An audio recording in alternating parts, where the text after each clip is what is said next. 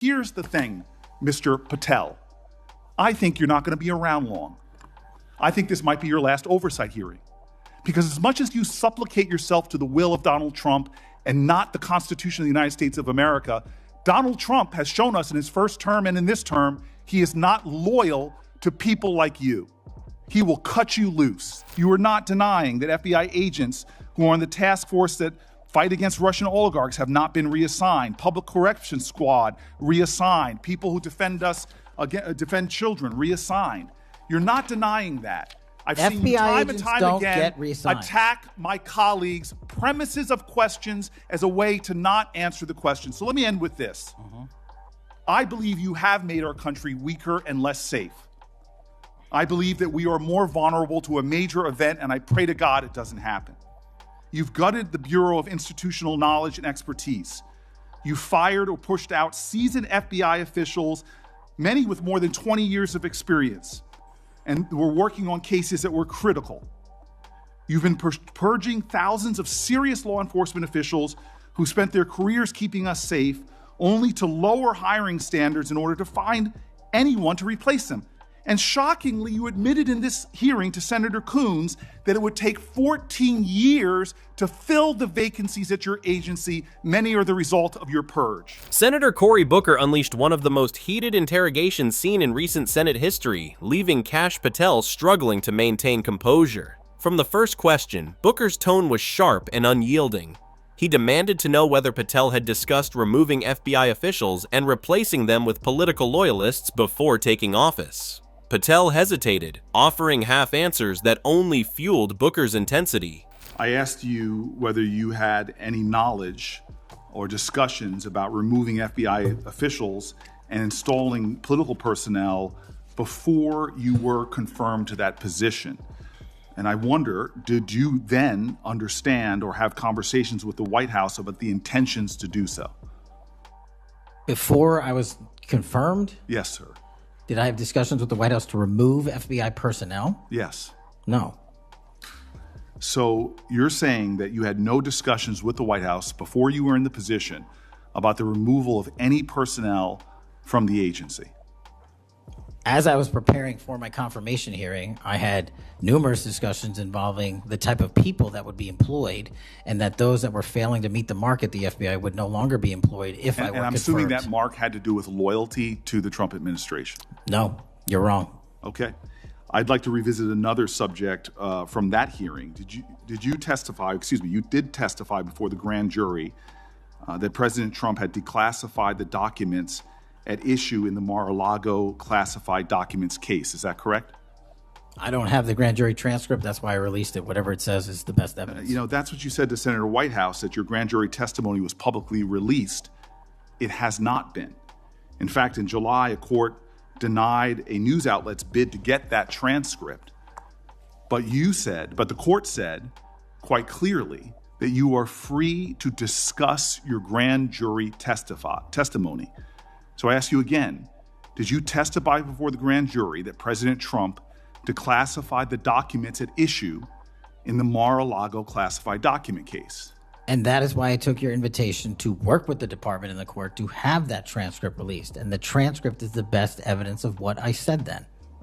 So you're saying right now this committee can have access to what you said before the grand jury? To whatever was released. Under my understanding, Senator, that the Department of Justice... You and I both understand the law. Let me finish.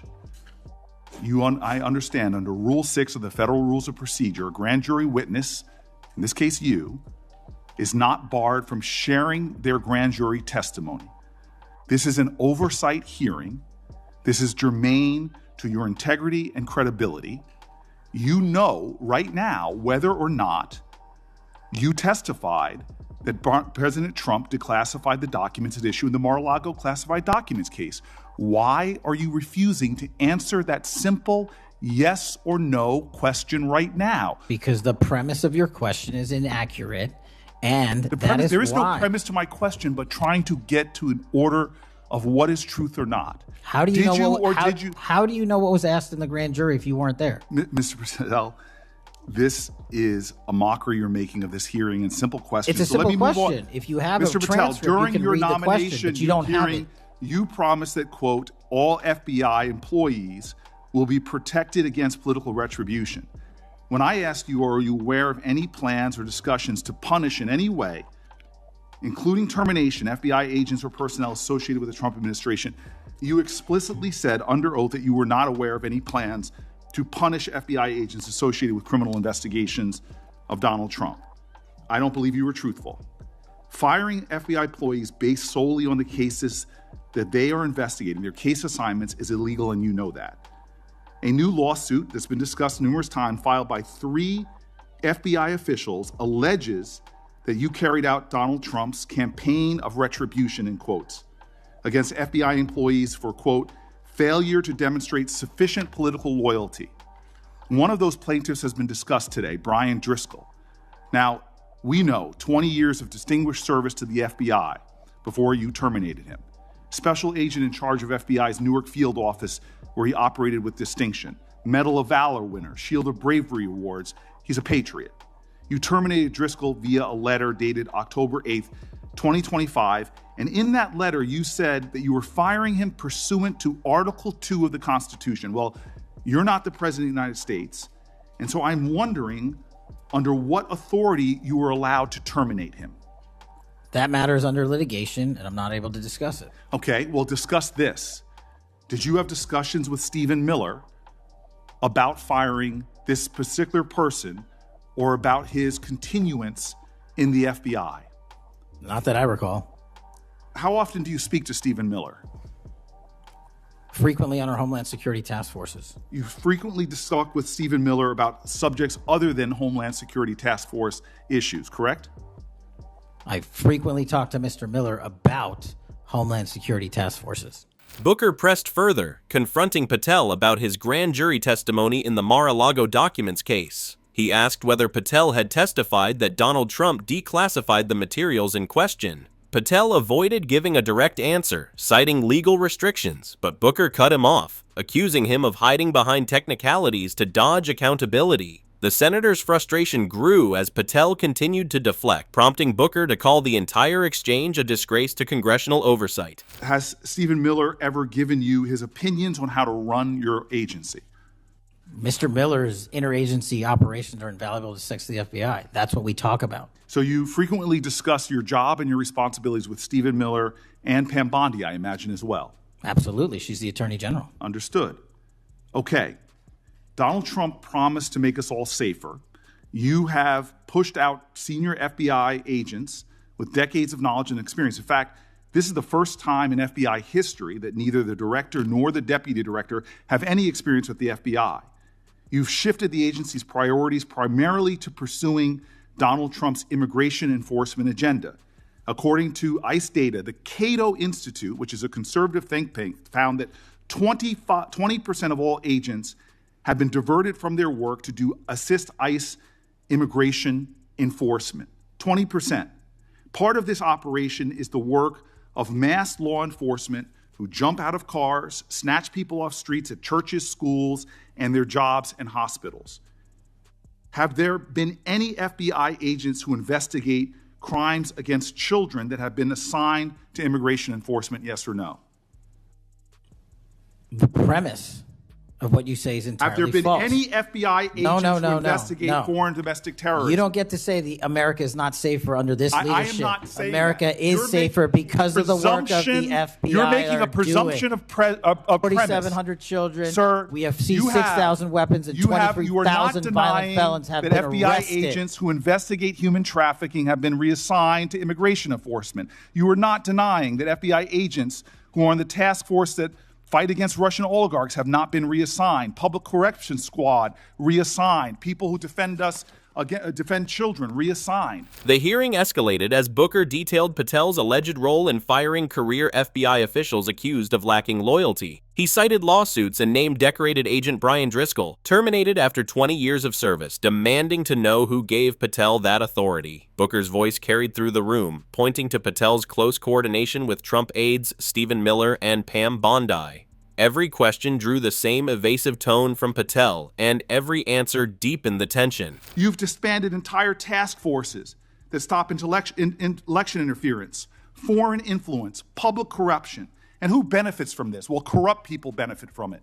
Criminals benefit from it. Vladimir Putin benefits from it.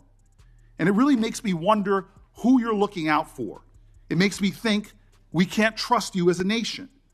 You swear to release the Epstein files, but now you're withholding the Epstein files. You claim that you have a suspect in a serious assassination. Whoops, then you don't have a suspect. You know nothing about plans to remove FBI agents, yet you're directly involved in those plans.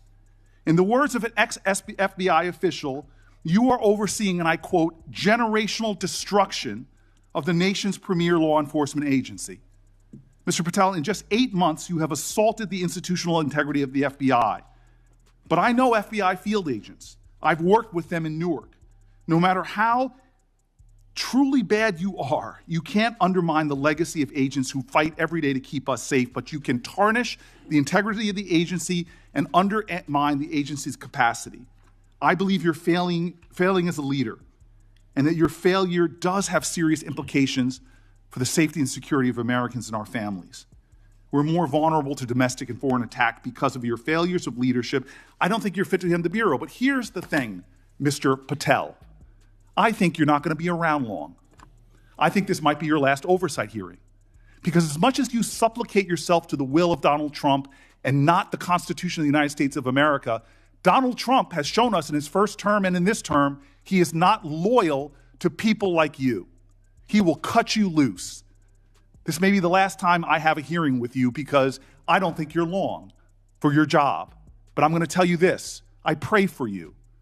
I pray for you that you can step up and defend your oath, defend the Constitution, and do a much better job of defending this country. Booker's closing remarks struck the final blow. He accused Patel of dismantling critical FBI task forces, weakening national security, and diverting resources to serve political agendas. He warned that Patel's leadership had left the nation more vulnerable and the Bureau stripped of experience. By the end, Patel's defense fell flat against Booker's barrage of documented accusations. The senator's dominance was absolute, and Patel sat visibly shaken, his authority collapsing under the weight of the confrontation.